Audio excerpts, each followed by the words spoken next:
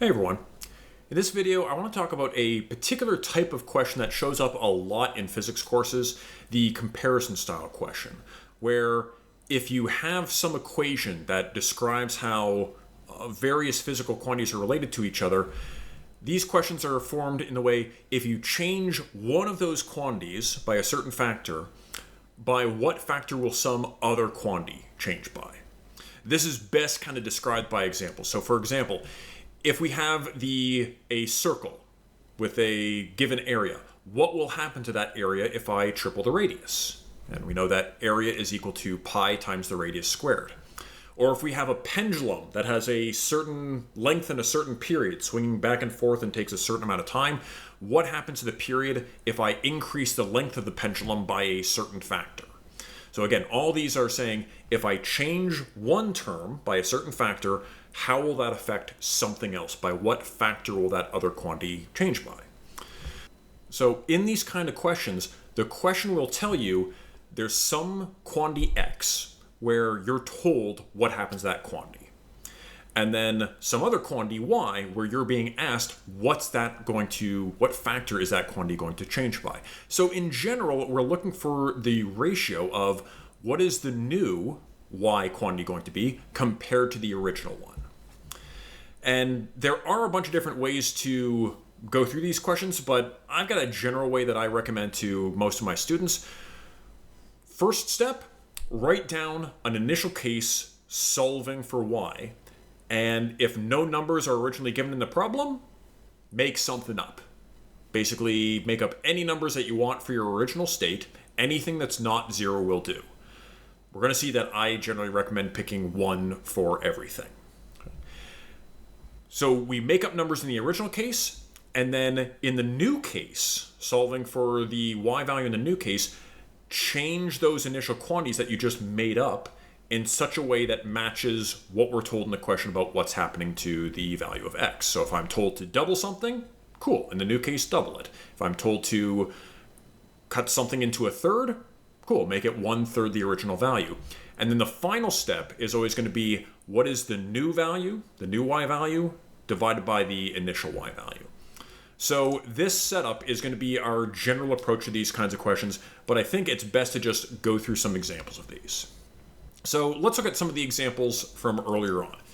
We said, what will happen to the area of a circle if I triple its radius? Well, let's just start with the original equation. So in our original state, we've got the area is pi times the original radius squared. But we're not told what the original radius is. So my recommendation, pick 1. We can literally pick any number that is not 0.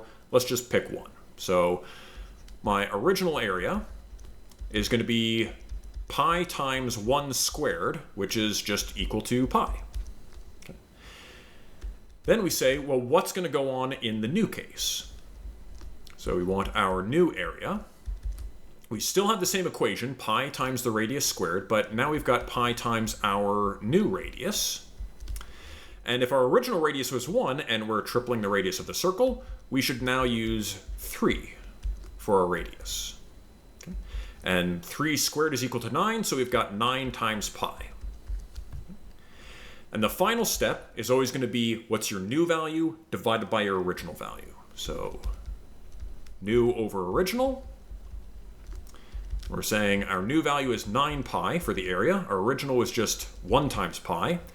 Notice that the value of pi cancels out, so that's why we didn't bother multiplying out that pi, and we just get 9. The new area will be 9 times the original area. Now you might say, well, this step here, why do we just pick 1? Why couldn't I have picked something else? Well, let's give that a try. Let's say, picking 1 for that, I don't like that. For my original, I'm going to pick 5. So that's pi times 5. So 5 squared is equal to 25, so our original radius would be 25 times pi. Okay, that's step 1. Just go with something for your original state.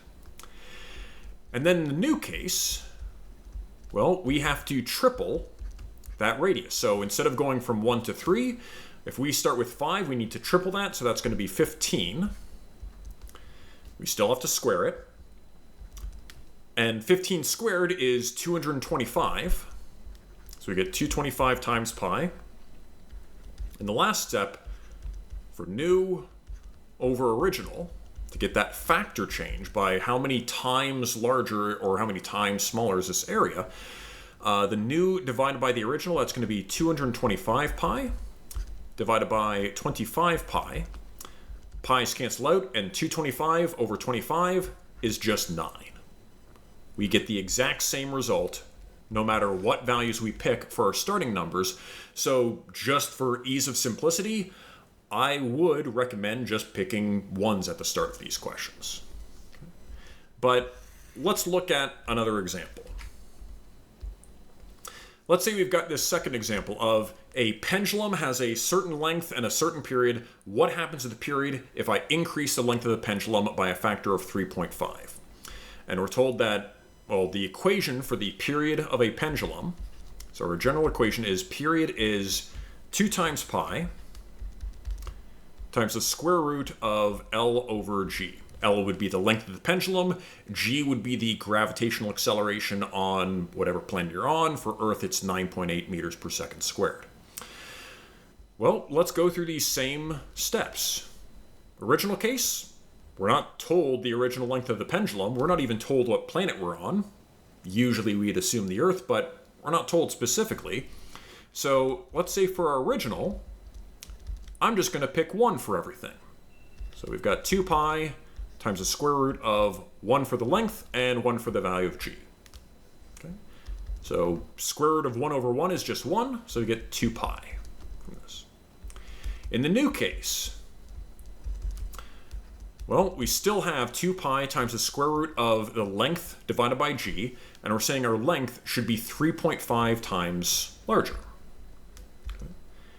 We haven't changed the value of little g, so if we picked 1 to begin with, we're just going to leave that as 1 afterwards. And now I'm going to leave the 2 pi on its own, and let's just do the square root of 3.5. So I got 1.87. And now we have an expression for the new period of this motion. Last step, what's the new period divided by the original period? So this is our comparison. Well, we've got 2 pi times 1.87 for the new period divided by just 2 pi for the original. 2 pi's cancel out, and we're left with 1.87. In fact, when we're picking things to be just equal to 1, you could even say the 2 pi, rather than carry around this 2 pi the entire time, I'm going to say that the value of 2 pi is equal to 1.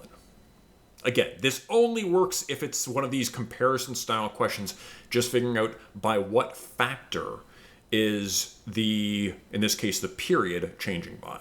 If you're looking for any absolute values, you definitely can't make those substitutions. You have to use the actual physical values.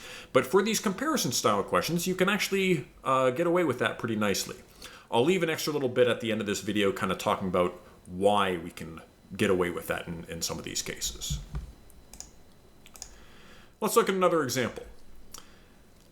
Let's look at an example from astronomy where we have 2 stars. Star A has a certain apparent brightness, and how does the brightness of star B compare to star A if star B is 4 times further away but 25 times more luminous than star A? Again, where luminosity is the overall light output from the star. Like at the star itself, star B is giving off 25 times more light than star A. And we're given this equation that the brightness is equal to the luminosity over 4 pi times the distance squared. Well, in the original case, again, we weren't giving any numbers for star A, so star A is going to be original case. Let's just use 1s for everything. So the luminosity is 1. 4 pi, I'm going to just make that equal to 1 since that's not going to change. And the distance is 1. We still have to be aware that that value will eventually be squared. And this just gives us 1 for the original brightness. In the new case, that's 2, not B, so B new. Right? We're saying that this star B is 25 times more luminous. So if we start off with a luminosity of 1 for star A, we can change that to 25 for star B. 4 pi, well, the value of that hasn't changed, so we'll leave that with what we arbitrarily put it to in the beginning. And the distance is 4 times greater. But remember, we have to still square that value. That's probably the typo that students most often make in these kinds of comparison style questions, forgetting where they have to square or square root certain quantities. And if we plug this in, 25 divided by 4 squared, I got 1.56, approximately, 1.56 and change. So again, once we set everything equal to 1, well, this last step for the comparison, the original divided by the new, that's going to be even easier. So we got 1.56 over 1. So star B would have 1.56 times the apparent brightness of star A. So even though star B is quite a bit further away, because it's so much more luminous, it still appears brighter on the sky. But we use these exact same methods for a whole host of different kinds of comparison style questions. Let's look at one more. Suppose we have an ideal gas in a tank at a certain pressure. What happens to the pressure if half the gas is removed and the temperature is increased from 280 Kelvin to 330 Kelvin?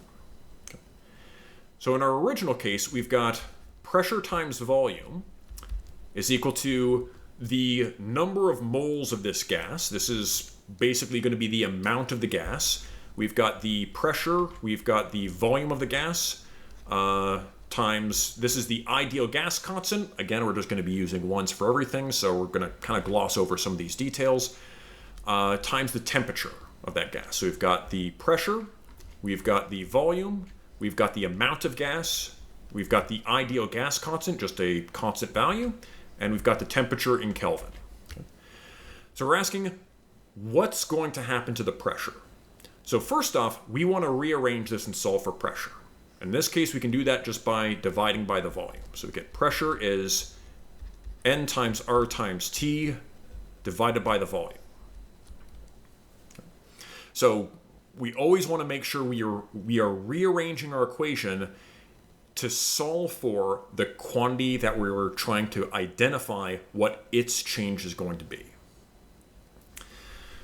Well, in our original case, we're told the temperature, but we're not told anything about the amount of gas, the volume of the gas. So in cases where you are actually given numbers, you can use those numbers. So for the amount of gas, let's just set that as 1. Value of R, let's just set that as 1. The temperature, since we have this temperature in Kelvin, 280 Kelvin, let's just leave that as 280. The volume of the tank, well, we don't know that, so let's just leave that as 1. So in this case, our original pressure, we're just going to list that as 280. In the new case, we're saying half the gas is removed. So the amount of gas, that's what the N represents, that amount of gas is being reduced by half. So instead of 1, we're going to list that as 0.5. The ideal gas constant, that's staying the same. Our value for R is staying the same. And the temperature is going up to 330 Kelvin. The size of the tank itself, well, we're not told anything about the tank itself changing, so the size of the tank is staying the same. We'll leave that as 1. If we do 0.5 times 330, that gives me 165. As always, our final step is what is the new value divided by the original value. Okay, so in this case, we get 165 is our new pressure, divided by the original was 280. And when we plug that in, we've got 165 divided by 280. I get 0.589. So that means the new pressure would only be 0.589 times the original pressure. So this is an example of the new value would actually be smaller than the original value, since this was less than 1 in that case. So again, for these different kinds of comparison style questions, these come up in a lot of different kinds of physics courses. My general recommendation, the steps are: write down your original case. If you have to rearrange and solve for the quantity that you're investigating the change in, then do that rearrangement. And if you're not giving any numbers, well, make something up for any numbers that you're not given. If you are given some numbers, cool, use those values as needed. Just an aside, in this ideal gas equation, this temperature does have to be measured in Kelvin, so that's an aside, but we're not worrying about that specific equation right now. So again, original case, make up numbers. New case, identify what changes are made. And the final step is going to be, what is your new value divided by your original value? So if you want some practice, you can pause the video and have a look at a couple of these examples. I'll post solutions, numerical solutions in the description. One looking at Newton's second law, another one looking at the potential energy stored in a spring.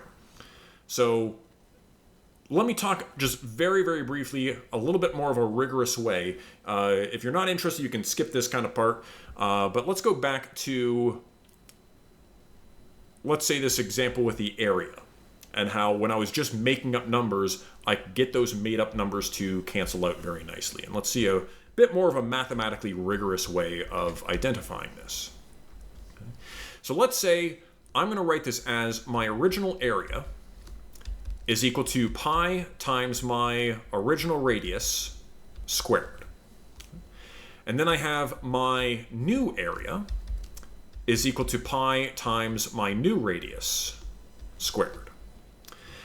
And again, in this comparison, what we're ultimately trying to solve for is the new area divided by the original area. By what factor has this area changed by? So we're going to get pi times r new squared divided by pi times r original squared. Okay. Well, if we're saying the new radius is 3 times the original radius, well, I can rewrite this numerator as 3 times r original. And that whole thing has to be squared. We still have pi times r original squared on the bottom. And then let's expand out this squared term. So if I'm expanding out this squared term, I have to square this 3, and I have to square the r original. So I'm going to get pi times, let's do the r original first. So r original squared times 3 squared is equal to 9. And in the denominator, we get pi times r original squared. So notice that the value of r original, we have an r original squared in the numerator, r original squared in the denominator, so it doesn't matter what our original radius was. Those will just cancel each other out. And this is why, in my recommended steps, when you're doing this question, instead of doing it is more mathematically rigorous to leave this in terms of variables, but you can get away with just making a substitution early on. And the easier the substitution, the easier the rest of the calculation is going to be. So let's just make the original values 1, including things like constants that aren't going to change from the original to the new case, because those are going to cancel out as well. We can show that all of those effects are going to cancel out anyways, so let's make our lives a little bit easier and just pick the easiest version of that question to do. So we'll call that good for this session. As always, if there's questions, throw them into the chat window, and see you in the next one.